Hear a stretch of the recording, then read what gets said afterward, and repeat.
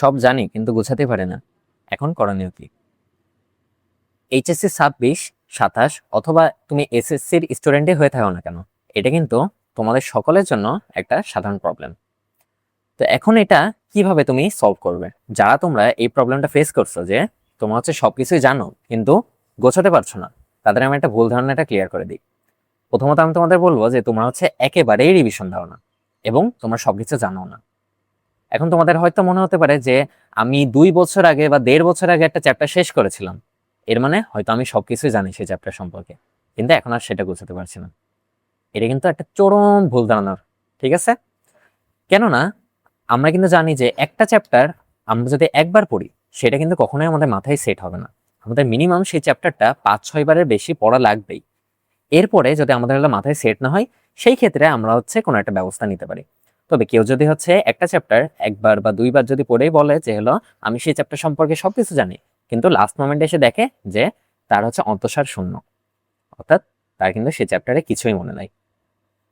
তাই আমি অবশ্যই বলবো, প্রথমত যারা এমনটা ভাবো যে আমি সবকিছু জানি কিন্তু গোছাতে পারছি না, তারা প্রথমত এইটা মাথার ভিতরে সেট করে রাখো যে তোমার অবশ্যই কোনো না কোনো একটা ঘাটতি রয়েছিল সেই চ্যাপ্টারে।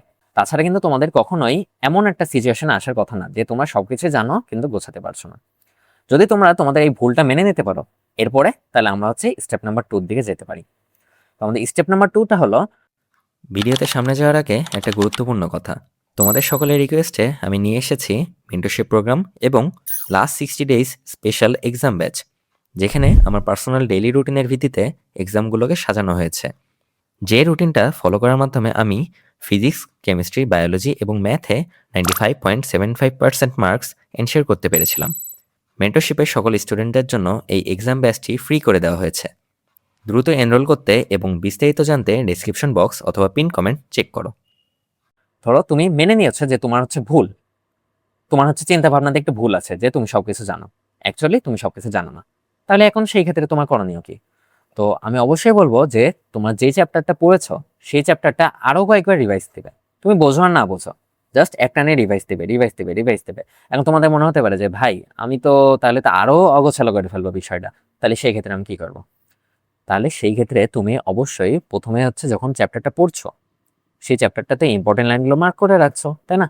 এখন সেই ইম্পর্টেন্ট লাইনগুলো তুমি সেকেন্ড বার, থার্ড বার, ফোর্থ বার, এইভাবে যতবার পারো একদিনে রিভিশন দিয়ে ফেলবে। তারপরে একবার দেখো তো ভাই যে তোমার হচ্ছে গোছাতে আর কোনো অসুবিধা হয় কিনা। এইভাবে যদি তোমার হচ্ছে হাতে সময় থেকে থাকে, তাহলে আমি তোমাদের সাজেস্ট করব যে সেই অধ্যায়গুলো যেন তোমরা নিজে নিজেই পড়ো এবং ইম্পর্টেন্ট লাইনগুলো নিজে নিজেই হচ্ছে ফাইন্ড আউট করে দাগিয়ে রাখো সেগুলো, কেননা এইগুলো কিন্তু তোমার পরে অনেক হেল্প করবে।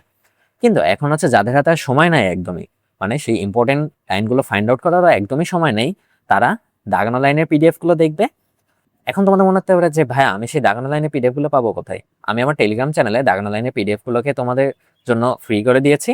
যদিও সেটা আমার দাগানো লাইন না, তবে সেটা হচ্ছে একদম বেস্ট একটা দাগানো লাইন বলে আমি মনে করি। সেটা হচ্ছে আরটিডিএস পাবলিকেশনের, ঠিক আছে? যারা এইচএসসি এবং মেডিকেল অ্যাসপিরেন্ট আছো, তারা অবশ্যই সেই দাগানো লাইনের পিডিএফ গুলোকে ফলো করবে। এতে করে তোমার হচ্ছে বই গোছানো নিয়ে আর কোনো অসুবিধা হবে না। এরপরে আসি আমরা এমসিকিউ এবং সিকিউ গোছানো নিয়ে।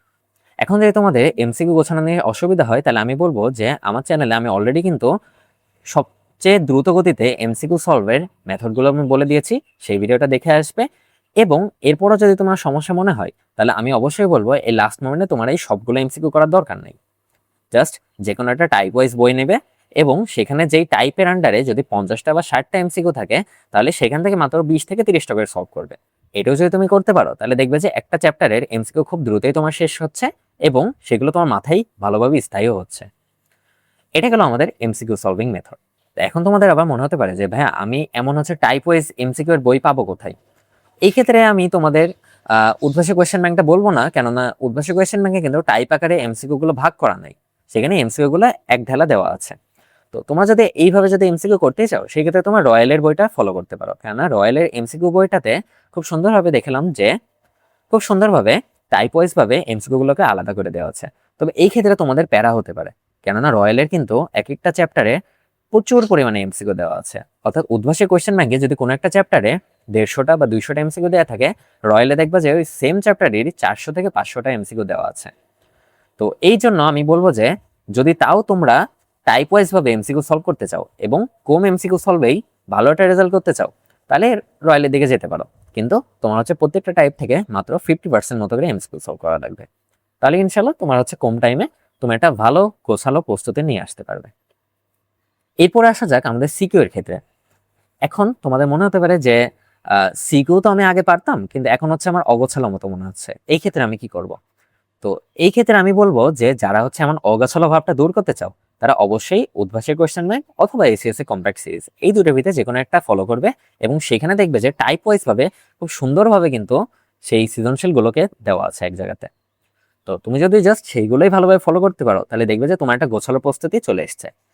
এখন তোমাদের মনে হতে পারে যে ভাই, আপনার স্টেপগুলো আমি যদি ফলো করি, আমার তো একটা গোছালো প্রস্তুতি চলে আসলো, কিন্তু এরপরে আমি প্র্যাকটিসগুলো ধরে রাখবো কিভাবে? কেননা practice makes a man perfect.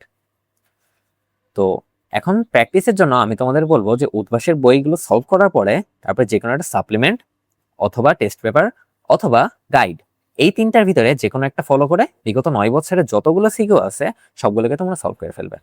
তবে এইটা প্রথম ক্ষেত্রেই তোমরা করতে যাবে না। প্রথমে যেহেতু তোমাদের একটা অগোছালো প্রস্তুতিকে গোছালো করতে হবে, সেই জন্য উদ্ভাসের প্রশ্ন ব্যাংক থেকে প্রত্যেকটা চ্যাপ্টারের সিকিউ এর টাইপগুলো ভালোভাবে দেখে নেবে। এরপরে যখন তুমি একটা কনফিডেন্স পাবে যে হ্যাঁ, আমার এখন কনফিডেন্স আছে যে আমার একটা গোছালো প্রস্তুতি হয়ে গেছে, এখন আমার জাস্ট প্র্যাকটিসের দরকার, সেই ক্ষেত্রে তোমরা এই স্টেপের দিকে আসতে পারো। তাছাড়া এই স্টেপের দিকে আসার কোনো দরকার নেই, কেননা জাস্ট উদ্ভাসের বইও যদি তুমি ভালোভাবে সলভ করো, তাহলে কিন্তু একটা ভালো মার্ক নিশ্চিত করে আসতে পারবে ইনশাল্লাহ। তো আজকের এই ভিডিওটা আমি এখানে শেষ করছি। ইনশাল্লাহ আজকের এই ভিডিওতে বলা টিপসগুলো যদি তোমরা মেনে চলতে পারো, তাহলে তোমার এই অগোছালো প্রস্তুতি নিয়ে আর কোনো টেনশন থাকবে না। তোমাদের জন্য অনেক বেশি শুভকামনা রইল। ইনশাল্লাহ দেখা হবে পরে অন্য একটা ভিডিওতে। আসসালামু আলাইকুম।